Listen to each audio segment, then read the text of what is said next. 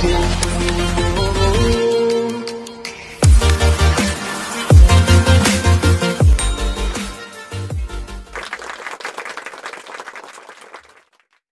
ini contohnya nih kayak saya sama anak saya gitu. Anak saya udah saya ingatkan, malah lebih dari sekali saya ingatkan. Nah, tolong bilangin ke Mbak begini. Nah, terus berapa menit kemudian saya ingatkan lagi. Nah, jangan lupa bilang ke Mbak begini. Saya tungguin lama. Kok kagak nyampe dilakukan gitu kan sama si Mbak gitu kan. Mbaknya akhirnya saya telepon, Mbak, tadi Fikar udah ini nggak ngasih tahu hal seperti ini. Belum, Pak. Nah, di situ jujur saya marah juga, tetapi saya tidak mau mencap anak saya anak bandel, anak nakal. Saya panggil anak saya, nah tadi ayah ngomong apa ke kamu? Ini nyuruh Mbak nih, kamu lakukan nggak? Enggak ya. Tapi ngaku ya. Ngaku. Tadi ayah ngasih tahu kamu berapa kali? 2 kali ayah. Kamu masih nggak melakukan juga? Iya, Fikar lupa. Oh, ada alasannya seperti itu ya, Pak? Iya, tapi saya bilang ke anak saya, Nak, kamu jangan ngelakuin hal itu lagi ya. Kan ayah udah ngomong sama kamu lebih dari sekali loh. Biar kamu ingat. Tapi kamu nggak ngelakuin juga. Berarti kamu nggak nurut sama ayah. Padahal yang ayah mintakan nggak berat. Cuman kamu tolong sampein hal ini kepada Mbak. Nah, anak kan jelas gitu. Ya, spesifik gitu. Spesifik. Kesalahan dia apa yang perlu dia lakukan, jangan diulangi lagi. Kan itu yang seharusnya kita lakukan kepada anak-anak kita.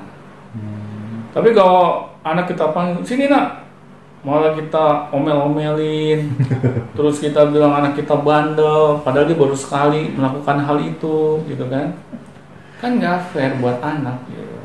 Malah anak nanti akan semakin jauh dengan kita sebagai orang tuanya. Kalau anak sudah semakin jauh sama orang tuanya, inilah sumber masalah yang sebenarnya. Itu akan berkepanjangan ya. Iya. Sampai anak itu dewasa, dia akan menjaga jarak terus sama orang tuanya. Kan itu yang kita nggak mau gitu. Masa sih anak lebih dekat sama temennya, sama kakek neneknya dibandingin kita sebagai orang tua? Kan seharusnya kita introspeksi diri gitu. Kenapa nih? Kok anak saya sepertinya menjaga jarak? Kita nggak sadar gitu, ada perilaku kita yang salah yang kita lakukan. Malah kita bawa ke psikolog. Ini anak saya kenapa ya? Apa? Bu psikolog gitu kan. Ini sepertinya nggak mau nurut nih apa yang saya katakan gitu. Nah, akhirnya kita tidak mau berperan gitu dalam menyelesaikan masalah yang kita alami ini. Padahal ini anak kita sendiri loh, bukan anak orang lain gitu. Kita jadi orang tua itu cepat menyerah gitu. Kita gampang untuk menyerahkan segala masalah yang kita hadapi dengan anak kita itu kepada orang lain untuk menyelesaikannya. Padahal di sini kan orang tua lah yang harus proaktif gitu. Kenapa nih? Ada sikap saya apa nih yang salah kepada anak? Kenapa anak sepertinya sering banget membantah gitu. Tidak mau menuruti apa kata-kata saya. Seharusnya kita introspeksi ke dalam diri gitu. Ya juga, jadi ketika anak nakal itu pasti ada peran kita di situ. Pasti, nggak mungkin enggak. Iya. Kecuali anak kita dari lahir sampai besar di rumah tetangga. Atau misalnya anak dari lahir udah punya cita-cita jadi anak nakal. Ya itu mungkin nggak kalau menurut Agung? Kagak ada. Nggak mungkin kan? Karena itu cita-cita yang belum masuk kosakatanya di dalam pikiran anak. Iya. Berarti ternyata anak nakal itu ada andil alih kita di situ ya Pak sebenarnya. Pasti. Kita sebagai orang tua ya kadang nggak mau introspeksi diri gitu. Menyalahkan anaknya, kita sangat gampang gitu melabel anak. Seharusnya kan ada masalah nih di depan kita. Kita coba telusuri mengapa ini sampai terjadi. Pasti ada kronologinya gitu. Pasti ada kronologisnya. Tidak mungkin anak tiba-tiba melawan gitu. Tiba-tiba nakal gitu. Nggak ada angin, nggak ada hujan gitu. Tiba-tiba marah-marah atau membangkang sama kita, pasti nggak mungkin. Even ada dampak dari luar, itu juga ada kronologisnya. Pasti bisa kita telusuri kan, Pak ya. Kenapa anak ini sangat gampang terpengaruh oleh lingkungan? Pasti ada hal yang salah yang kita lakukan sebagai orang tua. Mungkin anak kita males ngomong sama kita, menceritakan apa masalahnya di luar. Kitanya sibuk. Iya, kitanya sibuk, kitanya nggak peduli. Iya. Pas anak curhat ke kita malahan masa bodoh. Udah nak, sama ibu kamu aja. Atau mau mbaknya. Iya. Atau enggak, kamu nggak laporin aja sama guru kamu. Padahal anak hanya ingin ngejelasin ke kita. Bukan ingin kita menyelesaikan masalahnya. Ingin didengar doang. Hanya ingin didengar aja. Ya curhat lah gitu. Tetapi dengerin curhatannya kita nggak mau gitu. Kita malah pura-pura, ya mohon maaf ya, pura-pura budak gitu. Pura-pura sibuk. Iya, ini kan yang membuat anak semakin merasa bahwa orang tuanya ini nggak peduli dengan dirinya gitu. Ada kala disitulah anak menjadi nakal gitu kan. Iya. Malah dia suatu saat nanti dia bisa melakukan tingkat kenakalan yang di luar akal sehat gitu. Apalagi dipengaruhi oleh lingkungannya, nggak ditambah gitu. Sangat gampang gitu. Sangat gampang anak terbawa lingkungan kalau dia tidak memiliki apa namanya wadah self defense yang kuat gitu dari rumah gitu. Ya pasti kan anak akan menghadapi dunia luar gitu. Mau nggak mau anak akan menghadapi anak-anak yang misalnya akan mempengaruhi dia pada hal-hal yang buruk. Tapi kalau dia memiliki self defense yang kuat dari keluarga, dia akan menjauhi hal-hal yang negatif gitu. Kan saya pernah cerita ya Kak Agung dulu ya, bahwa ada teman saya, dia sama-sama kerja di kapal pesiar. Kan kita jauh nih dari keluarga. Tetapi saya melihat anak-anak yang lain kok gampang gitu terpengaruh dengan hal yang negatif. Karena segala hal yang negatif itu ada di sana gitu. Tapi teman saya ini, dia bisa kuat gitu menghadapi segala hal-hal yang negatif. Sampai saya tanya, resepnya apa sih? Kok lu bisa kuat gitu menghadapi ini semua gitu. Meskipun jauh tapi dia nggak nakal. Iya. Pas saya tanya, apa coba? Karena dia memiliki kedekatan dengan keluarganya. Akhirnya dia bilang ke saya malu gitu kalau sampai melakukan hal-hal yang negatif. Dia teringat wajah ayahnya, dia teringat wajah ibunya. Kan itu luar biasa, padahal jarak Indonesia sampai Amerika kan jauh sekali gitu. Tetapi wajah kedua orang tuanya masih terngiang-ngiang. Dengan seperti itu pun dia berjarak jauh kan Pak ya? Iya. Dari rumahnya apalagi cuma dari sini ke sekolah. Benar. Gitu kan? Tetapi kalau masih gampang terpengaruh juga. Nggak ada yang salah. Ada yang salah yang kita tidak menyadarinya gitu. Makanya di sini pentingnya kita membangun hubungan baik sama anak kita.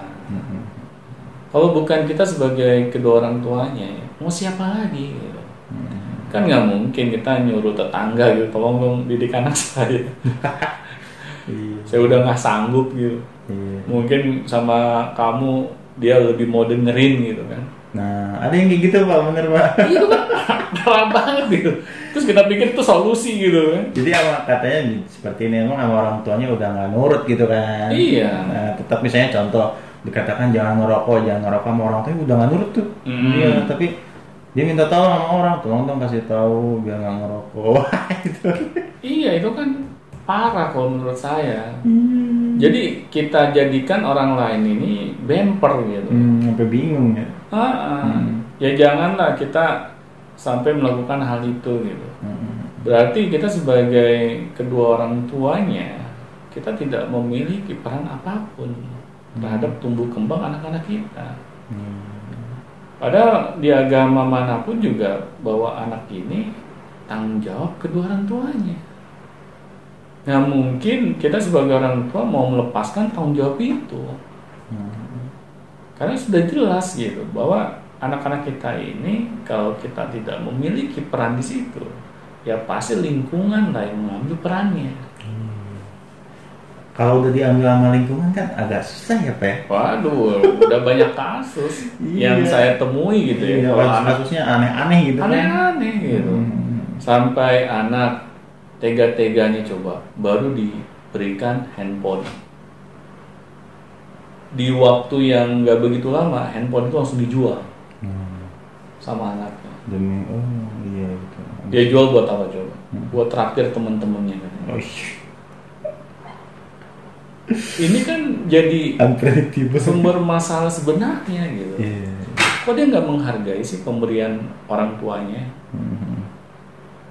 Padahal kan orang tua sudah bersusah payah ya mencari uang buat anak, membelikan sesuatu yang dia butuhkan. Pas sudah diberikan malah dijual.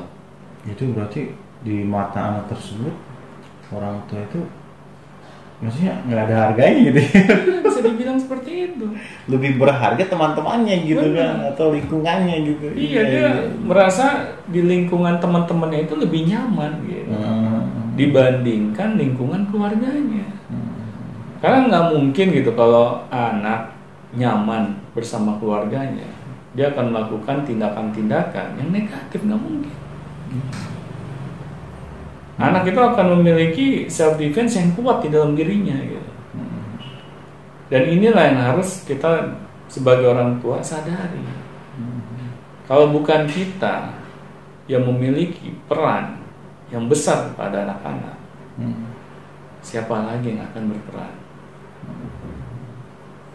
Dan mau gak mau kita ini adalah sebagai sumber utama sebenarnya dari kenakalannya anak-anak kita. Jadi jangan salahkan anak-anak gitu ya Pak ya. Benar. Jadi kita sendiri harus introspeksi. Iya, makanya kan di podcast sebelumnya kita jelaskan betapa pentingnya kita belajar parenting. Kalau kita tidak mau belajar, ya otomatis kita tidak memiliki keilmuan, wawasan ketika menyikapi perilaku anak yang negatif. Kita yang ada misalnya emosian, marah-marah, temperamen, akhirnya anak semakin jauh dari kita. Kalau udah seperti itu, ya masa sih kita mau melabelkan anak kita nakal lagi atau bandel? Udah otomatis nakal. Oke, baik, terima kasih Pak Doni. Sama-sama, semoga bermanfaat. Nah gitu Bu. Ya nanti langsung saja mungkin bila ada pertanyaan langsung saja ditanyakan lewat email, Instagram dan lain-lain. Instagram enggak sih, lewat email, Telegram dan Google Form yang disediakan di deskripsi. Dan video ini akan ditayangkan dan nanti juga saya akan menot ya siapa yang merequestnya. Dan tapi memang videonya ngantri sih gitu kan, ngantri, jadi memang beberapa segmen terselingi terlebih dahulu seperti itu. Jadi tapi tetap semua pertanyaan dari viewers, dari followers Beyond Education semuanya pasti kita akan bahas dan kita akan balas sesuai dengan temanya. Baik, sampai jumpa di Beyond Education selanjutnya. Sampai jumpa teman-teman.